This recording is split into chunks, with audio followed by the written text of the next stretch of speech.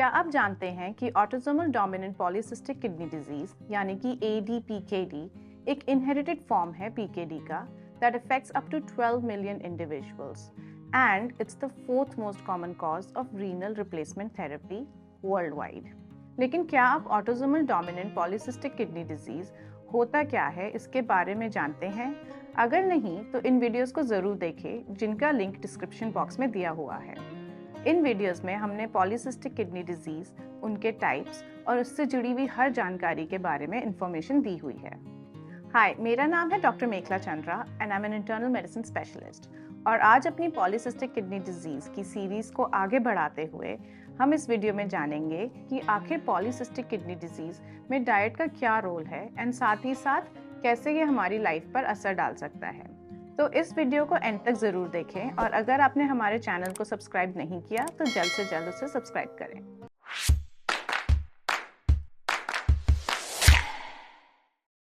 Currently polycystic kidney disease का अभी तक कोई इलाज नहीं है, लेकिन a healthy diet for PKD इसके प्रोग्रेशन को स्लो करने में मदद कर सकती है and have some influence on the condition by protecting the kidneys itself. तो अगर आप अपने डॉक्टर और डाइटिशियन से प्रॉपर कंसल्ट करते हैं तो वो आपको एक ऐसा डाइट प्लान बना सकते हैं जो पॉलीसिस्टिक किडनी डिजीज के प्रोग्रेस को स्लो डाउन करने में मदद कर सकता है। So here are some dietary changes that are recommended.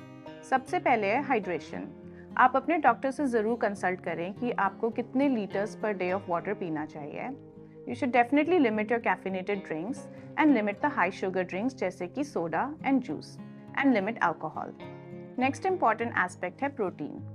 It is recommended that you eat less protein, limit the animal protein sources like meat, fish and eggs, choose beans, peas, lentils, nuts, nut butter, seed, tofu, edamame and soy milk more often, and limit any dairy products.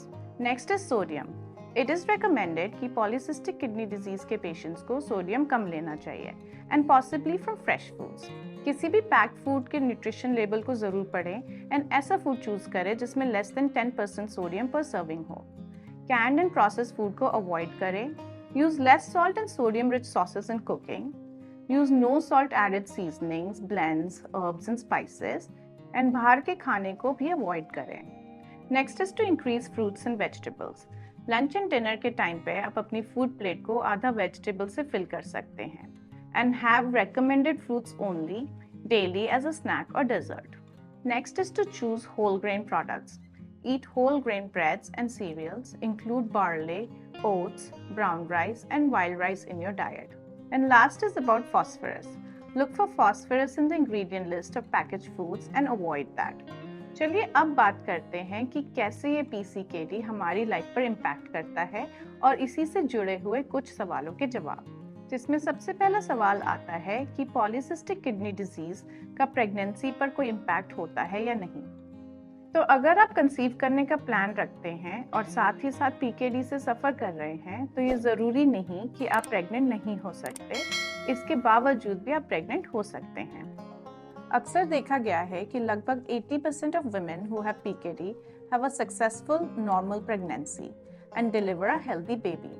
But दो चीज़ें इसको complications में lead कर सकती हैं, high blood pressure and decrease kidney function. It is important to get them both under control and have your doctors watch you closely during your pregnancy. So talk to your kidney specialist and your obstetrician about how PKD can affect your pregnancy. अगला सवाल है कि क्या हम prenatal stage में PKD का पता लगा सकते हैं? कंसेप्शन के 18 वीक्स के बाद we can detect enlarge kidneys through genetic testing और इसको दो तरह की प्रीनेटल जेनेटिक टेस्टिंग के थ्रू पता लगाया जा सकता है, जिसमें सबसे पहला आता है क्रॉनिक विलिस सैम्पलिंग यानी कि CVS एंड सेकेंड है एमनियोसेंटेसिस। इसके अलावा IVF के केसेस में प्रीनेटल डायग्नोसिस भी कराया जा सकता है with a procedure called pre implanting genetic diagnosis या PGD. This is an early form of genetic diagnosis that involves the detection of specific genetic abnormalities in single cells taken from fertilized human embryos. Next question है कि आखिर कैसे हम polycystic kidney disease के साथ अपनी mental health का भी ध्यान रख सकते हैं। जब भी ये कंडीशन लोगों को अफेक्ट करती है तो लोगों के मन में काफ़ी क्वेश्चंस आते हैं, जैसे कि मेरी किडनी कैसे डिक्लाइन हो रही है, कितनी फास्ट डिक्लाइन हो रही है, एंड कब हम डायलिसिस की स्टेज पे पहुंचेंगे। ऐसी अवस्था में इंसान को स्ट्रेस, डिप्रेशन या एंजाइटी जैसे सिम्टम्स आना काफ़ी कॉमन होता है। तो उस स्टेज में हम ये सजेस्ट करते हैं कि सबसे पहले आप अपनी डाइट को इम्प्रूव करें, जैसे कि हमने पहले डिस्कस किया। सेकंड, साथ ही साथ अपनी फिजिकल एक्टिविटी को बनाए रखें, प्रॉपर स्लीप लें एंड अपने एक्सपीरियंस और इमोशंस को अपने जानकारी के लोगों के साथ शेयर करें, अपने डॉक्टर्स के साथ शेयर करें। अगर सपोर्ट ग्रुप्स हैं तो उन्हें ज़रूर ज्वाइन करें एंड मोस्ट इम्पॉर्टेंटली अपने डॉक्टर से रेगुलर चेकअप करवाते रहें। आखिरी क्वेश्चन है कि हम कब इसका टेस्ट कराएं ताकि जल्द से जल्द हम इसका ट्रीटमेंट शुरू कर पाएं। Usually PKD is diagnosed between 30 to 50 years of age।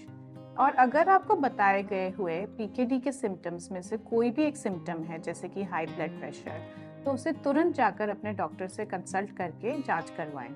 आपके डॉक्टर कुछ स्क्रीनिंग टेस्ट करवाएंगे एंड सम डायग्नोस्टिक टेस्ट, और इससे अर्ली डायग्नोसिस हो सकती है। तो ये याद रखिए कि एक जनरल इन्फॉर्मेशन है। PKD के लिए आप अपने डॉक्टर से ज़रूर कंसल्ट करें। वो आपकी कंडीशन के हिसाब से एक स्पेसिफिक डाइट प्लान बनाएंगे, क्योंकि सही डाइट और सेहतमंद लाइफस्टाइल से PKD को मैनेज करने में मदद मिल सकती है। आशा करते हैं कि आपको ये वीडियो पसंद आया होगा और ऐसे ही हेल्थ रिलेटेड जानकारी के लिए आप हमारे चैनल से जुड़े रहें।